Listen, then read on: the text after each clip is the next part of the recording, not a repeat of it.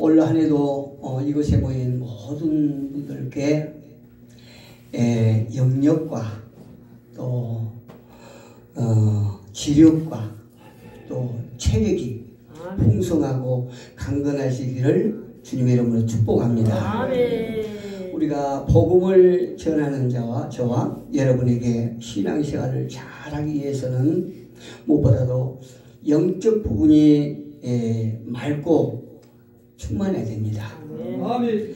만약에 우리가 영적 부분에서 맑지 않고 충만하지 않으면 자꾸 우리가 목사로서 내가 복음, 네가 복음 이렇게 막 나누게 되거든요. 그러니까 오직 주님께서 주신 복된 복음만 전하기 위해서는 우리가 영적으로 깨끗해야 되고 또 충만해야 될 줄로 믿습니다. 그리고 그 다음에는 지력이 풍부해야 되는데 왜 지력이 풍부해야 되냐면은 우리가 영적으로만 충만해야 되는 게 아니고 성경 말씀을 우리가 올바로 알아야 된다는 얘기죠.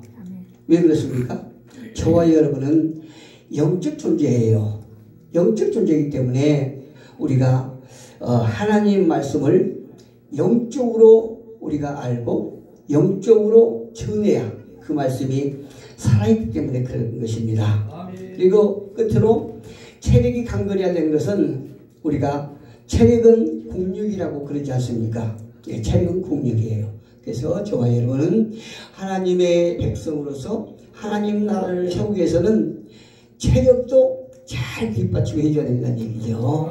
그래서 오늘 여기에 모이신 모든 분들이 올 한 해는 무엇보다도 체력이 강건해져서 우리가 지력으로 영적으로 잘 받쳐주는 우리 모두가 되기를 주님의 이름으로 축복합니다. 우리가 이제 예수를 믿는다고 하지만 체력이 골골하면 우리는 그거를 다 깨닫고 이해하지만 혹시라도 믿음이 약한 사람들에게는 시험거리가 될 수 있거든요. 그래서 우리 모두는 체력도 강건해야 돼요. 그래서 우리가 자신의 관리를 잘 해야 된다는 얘기입니다. 많은 사람들이 바울을 말할 적에 무엇이라고 얘기하느냐? 바울을 가리켜서 영적 거장이라고 얘기하죠. 바울을 가리켜서 영적 거장이라고 얘기를 합니다. 여러분은 어떻게 생각하십니까? 여러분들도 저와 똑같이 바울을 가리켜서 영적 거장이라고 생각할 줄로 저는 생각합니다. 그런데 바울이 말하기를 어떻게 말하냐면 나는 이미 그것을 얻은 것도 아니고 이미 온전해진 것도 아니다. 이렇게 고백하고 있어요. 조금 전에 말씀드렸죠. 많은 사람들이 예수를 믿는 많은 사람들이 거의 다 모든 사람들이 바울을 얘기할 적에 영적 거장이다 이렇게 얘기를 하는데 그 영적 거장이 하는 말이 나는 이미 그것을 얻은 것도 아니고 이미 온전해진 것도 아니다 이렇게 말하고 있는 것입니다. 바울이 되기 전에 청년 사울이었을게요. 여러분도 잘 아시다시피 그는 수많은 그리스도인들을 집에 잡아다 가두고 죽이고 핍박하고 조롱했던 그가 어느 날 다메섹 도상에서 예수님을 만난 후에 완전히 인생의 전환점을 맞게 됩니다. 그 순간을 성경은 이렇게 말하고 있습니다. 사울아 사울아 네가 어찌하여 나를 박해하느냐? 나는 네가 박해하는 예수라. 할렐루야. 사울이 다메섹 도상에서 예수 그리스도를 만나는 그 순간이에요. 또 예수를 박해하니까 예수님께서 다메섹 도상에서 사울을 만나서 사울아 사울아 네가 어찌하여 나를 박해하느냐? 나는 네가 박해하는 예수라 이렇게 말하는 것입니다.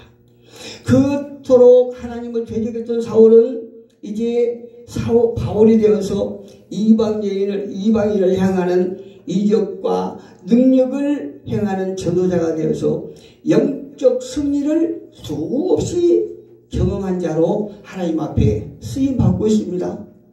그랬던 그가 이제 나이가 지긋해서 체력이 고갈이 날 즈음에 이 편지를 빌립보 교회를 향하여 보냅니다. 그런데 그 편지 내용이 나는 이미 그것을 얻은 것도 아니고 이미 온전해진 것도 아니다 이렇게 말하고 있습니다.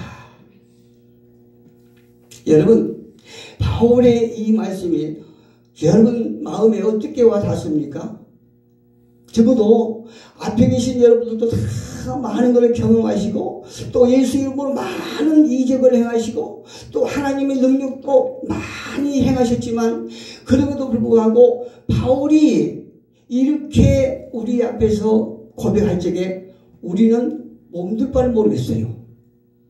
바울이 그 어마어마한 이적을 행하고 능력을 행했던 사람이 나는 그것을 얻은 것도 아니다 이렇게 말하고 있습니다. 그리고 나는 이미 온전해진 것도 아니다 이렇게 고백하고 있는 것입니다. 여러분, 혹시 나는 이미 유통기간이 지나간 존재로 내가 생각하지 않은가 이렇게 한번 내 자신에 대해서 한번 여쭈기를 고민합니다. 내가 이제 무엇을 할 수 있겠나? 내 나이 70이 넘고 80이 다 되었는데 내가 무엇을 할 수 있겠는가? 이렇게 아주 자포자기를 하지 않으시기를 축복합니다. 여호수아 1장에 가보면요, 여호수아 1장을 여호수아를 시작하면서 이런 말이 있어요.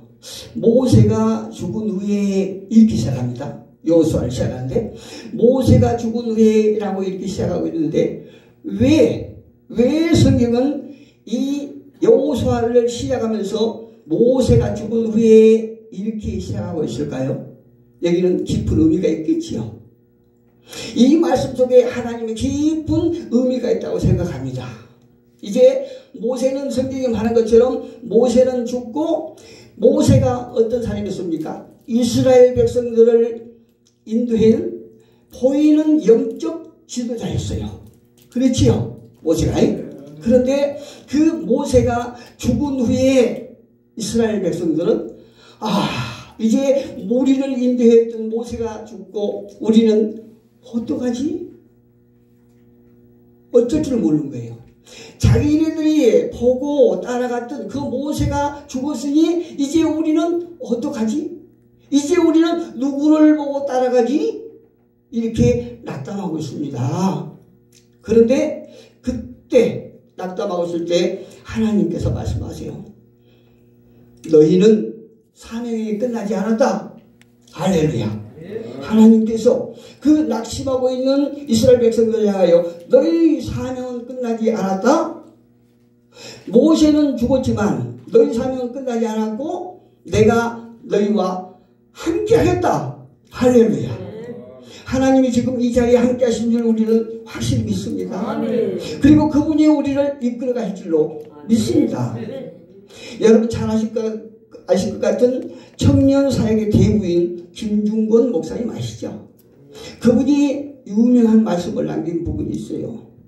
뭐라고 말씀하냐면은 비전이 없는 민족은 망한다 이렇게 말했어요. 솔직히 우리가 지난날에 많은 이적을 행하고 예수 이름으로 많은 능력을 하고 많은 자들을 예수 앞으로 인도했다 할지라도 지금 우리가 앞날에 대한 비전이 없으면 우리도 망하는 거예요.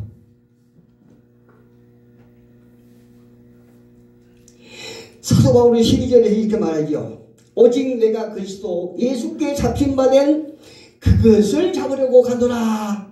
할렐루야. 오직 내가 그리스도 예수께 잡힌 바 된 그것을 잡으려고 달려가노라 이렇게 말했습니다.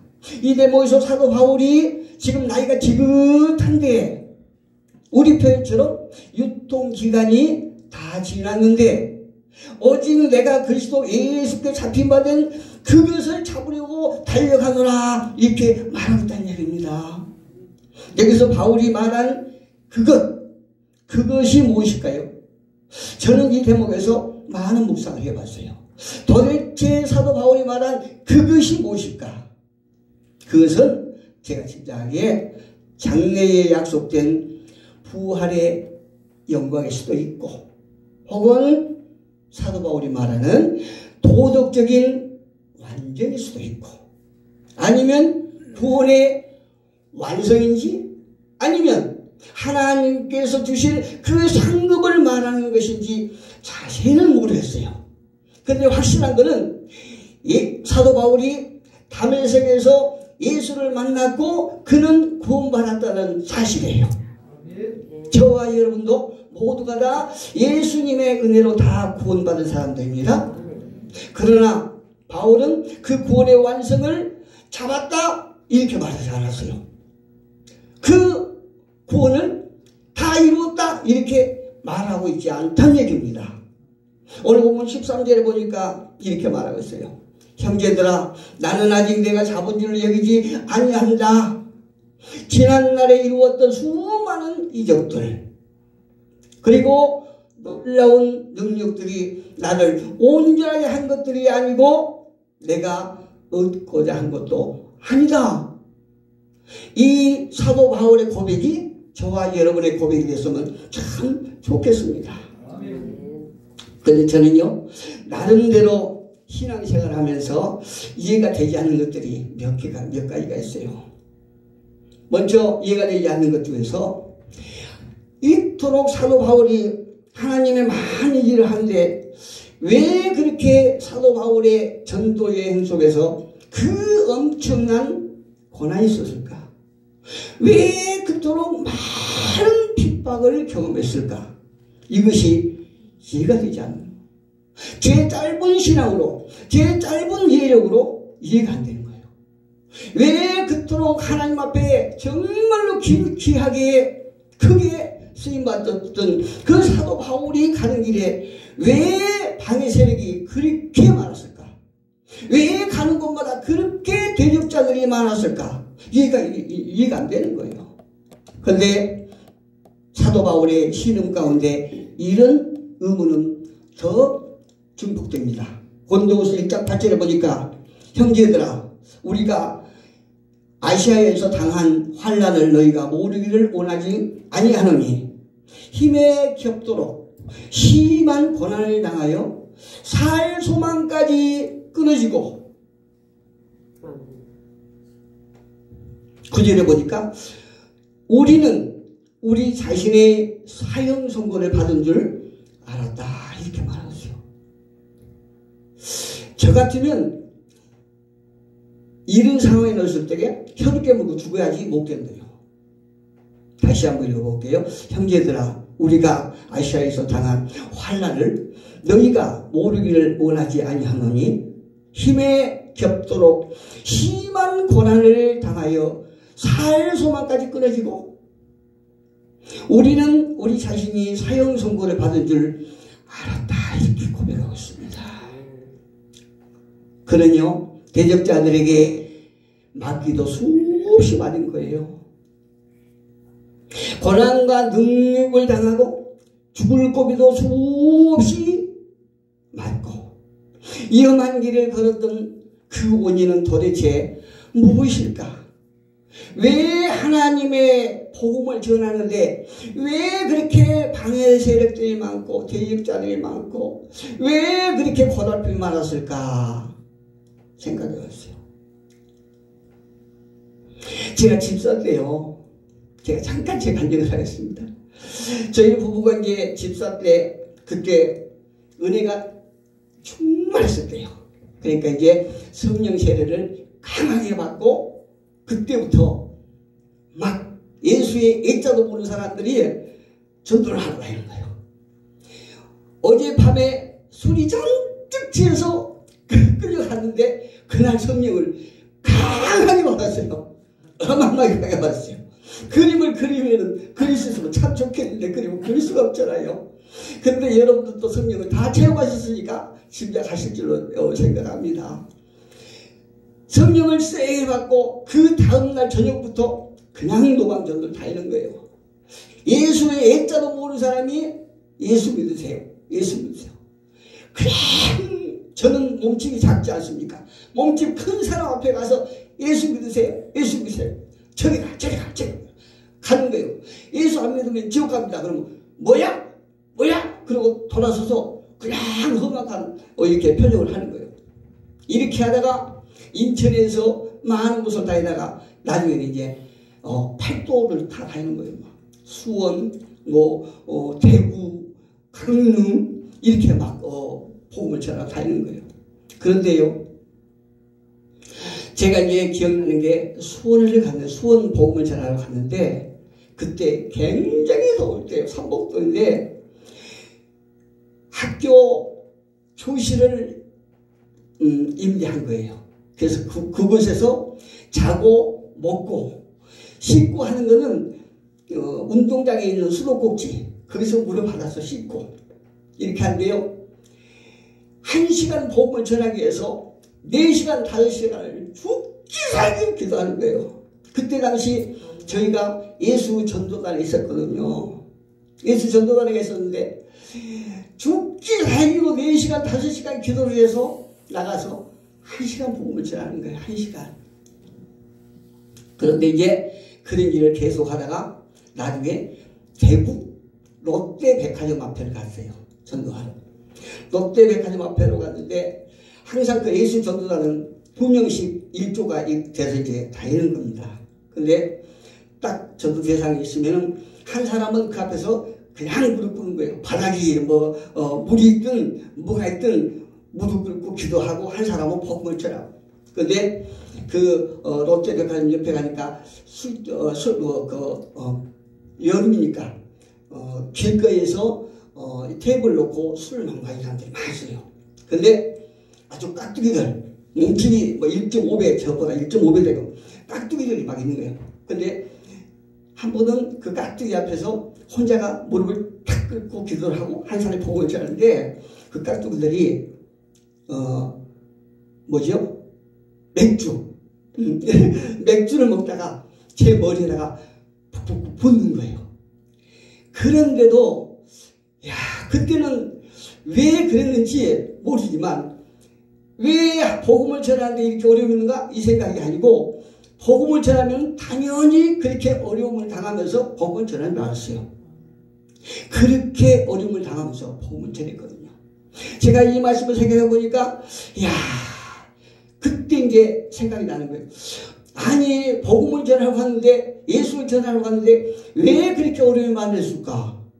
지금 생각이 나는 거예요. 그런데요, 세상은 복음을 전하는데 예수의 대적자들, 방해자들이 많고 고난이 많고 하는 것은 다름 아닌 이 세상은 사단의 수하에 있기 때문에 그런 거예요. 할렐루야. 이 마귀 나라에 의해서 우리가 복음을 전하는데 그 마귀들이 자기네 나라에 의해서 예수를 전하라고 가만히 두진 않거든요. 그래서 그토록 핍박이 많았고 고난이 많았던 것입니다. 이제 이해가 되시죠? 네. 다 이해를 하셨었죠? 네. 예. 바울은 고린도후서 11장 23절에서 이렇게 말합니다. 나는 수고를 넘치도록 하고 옥에 갇히기도 하고 매도 수없이 맞고 여러 번 죽을 뻔도 하고 유대인들에게 40에서 하나가만 매를 5번이나 맞고 또 3번 퇴장으로 맞고 돌로 맞고 3번 파선하고 여러 번 자진분하고 줄이고 목마르고 굶고 춥고 헐벗고 그렇게 좀 다녔다는 것이요. 제가 어제 여기를 오는데요, 집에서 이제 소지품을 챙겨갖고 차에다 싣는데 눈이 막 날리는 거예요. 그런데 부정적인 생각이면 아주 울신연스럽게 눈이 막 날려요. 그런데 묘하게 기분이 너무너무 좋은 거예요. 눈이 막 날리는데 기분이 좋아요. 왠지 모르게.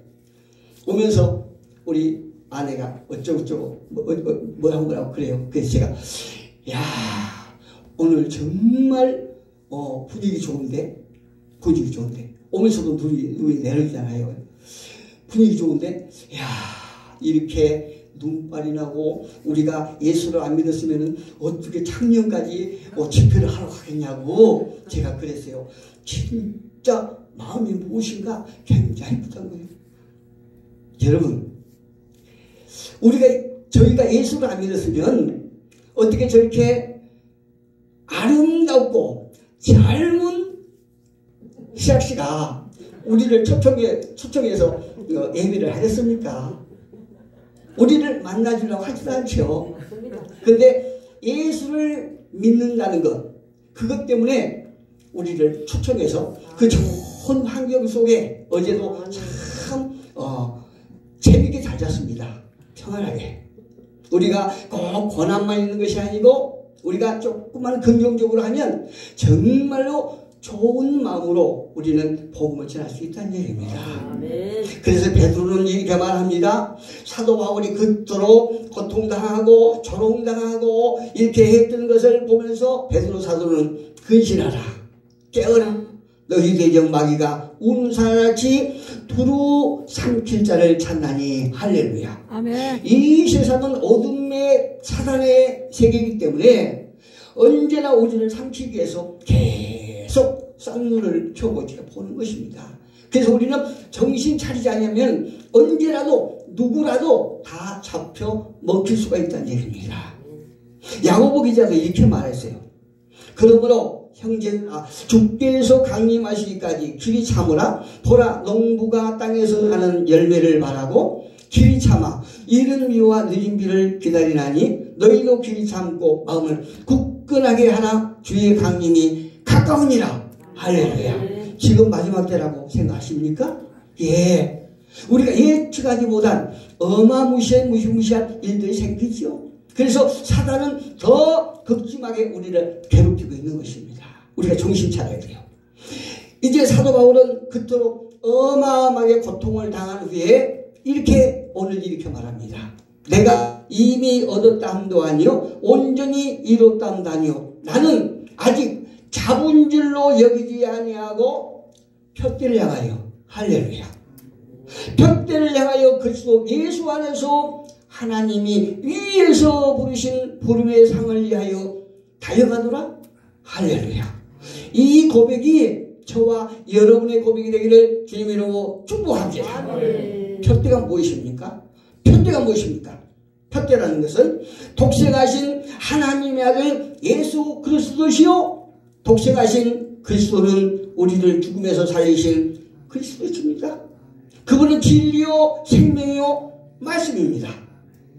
할렐루야. 우리는 진리요 길이요 생명이신 예수를 전해야 될 귀한 사명을 받은 것입니다.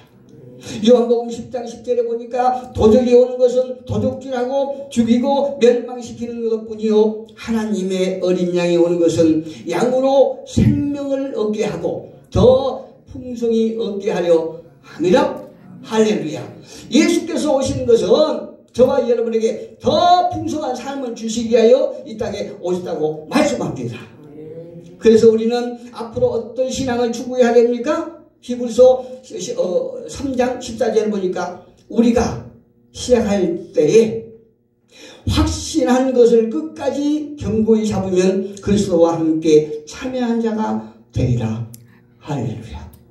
우리 모두가 진리 안에서 이 하나님의 말씀을 붙잡고 갑시다. 세상에는 소망이 없습니다. 그리고 오직 소망 되신 예수를 향하여 우리 모두가 힘을 다하여 달려가야 됩니다. 마지막으로 잠깐 제가 경험했던 간증을 짧게 하고 마칠게요. 제가 몇 년 전에 대전에 근거를 두는 부흥사 단체를 한 군데 알았어요. 그래갖고 거기를 한 3년 우리 부부가 계속 다녔거든요. 그런데요, 거기를 다녔는데 왠지 가는 곳마다, 그 단체 가는 곳마다 너무나 열악한 거예요. 환경이요. 어떤 데는 씻을 데도 없고 앉아있을 곳도 없는 데가 거의 다 많았어요. 그리고 그 대표 회장님이 식사하기도 힘든 이런 곳이 많았어요.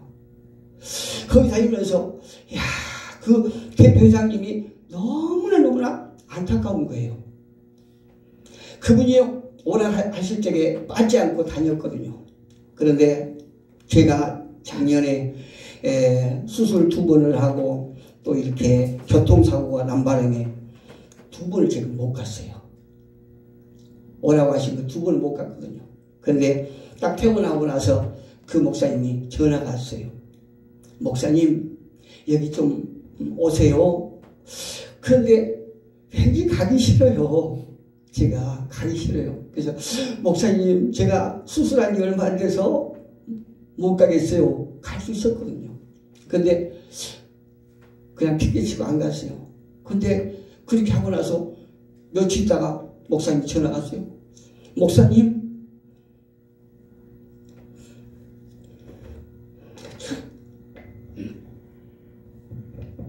목사님 제가 암이래요. 그런 거예요. 그 목사님께서 목사님 제가 암이래요. 그래요. 깜짝 놀라가지고 그 전에는 그분이 그런 질병이 있다는 거 몰랐거든요. 근데 목사님 제가 암이에요. 그래서 깜짝 놀라가지고 제가 그럼 목사님 어떤 코스를 받고 어디로 가세요 이러고 이제 말씀드렸어요. 그러고 나서 제가 이제 카톡을 이렇게 보냈거든요. 그런데 아니 하루가 지나고 이틀이라고 몇날 며칠이 됐는데도 카톡을 열어보지 않는 거예요. 그 목사님이. 그런데 카톡을 맨날 며칠 안 열어봤는데 전화하기가 무서운 거예요. 야 무슨 일이 있으면 어떨까 무서운 거예요. 그런데 한참 한 보름 되니까 문자가 왔어요. 목사님 돌아가셨다. 제가 왜 이 말씀 드리냐면 그때 제가 그 목사님이 오라 할 때 가지 못한 것이 지금까지도 후회가 되는 거예요. 이야, 제가 예수를 믿는다고 하는 목사가 환경을 보고 제 입장만 생각하고 복음을 전하러 오라고 하는데 내가 가지 않아서 참 그 목사님 얼마나 서운했을까. 지금까지 마음에 걸리는 거예요. 여러분, 우리가 복음을 전할 수 있을 때 전하시자고요. 우리에게 힘이 있을 때에 전하십시다. 우리의 인생은 오늘 될지 내일 될지 몰라요. 예, 하나님께서 저와 여러분에게 복음의 사명을 맡겨주셨기 때문에 우리는 끝까지 우리 힘이 다하는 그날까지 달려갑시다. 주님을 믿고 첫 길을 향하여 달려가십시다. 기도하겠습니다.